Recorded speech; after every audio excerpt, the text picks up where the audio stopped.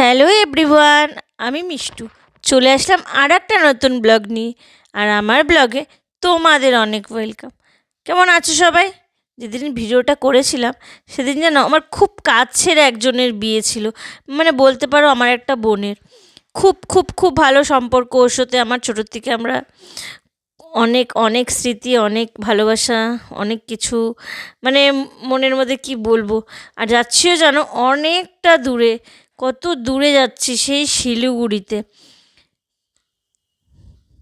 আমি যেন এত তাড়াহুড়া করে রেডি হচ্ছিলাম, যার জন্য দেখো নীল পলিশই পরতে ভুলে গেছি। কেমন লাগছে না হাতটা? যাই হোক, রওনা তো দিলাম ঠাকুর ঠাকুর করে। এখন জানি না কখন গিয়ে পৌঁছাবো। এই প্রত্যেকবার বাড়ি থেকে বেরোয়ার পরে তেলের কথা মনে পড়ে। তারপর চলে আসছি আমরা শিলিগুড়িতে। আমরা একটু আগে এসেছি, আর মাদের গাড়িটা একটু পেছনে ছিল, ওরা রাস্তা ভুলে গেছে। দেখো ইভেন্টটা কি সুন্দর করে সাজিয়েছে, কত সুন্দর লাগছে। আর এখানে একটা কি কিউট গণপতি বাপ্পা বসে আছে।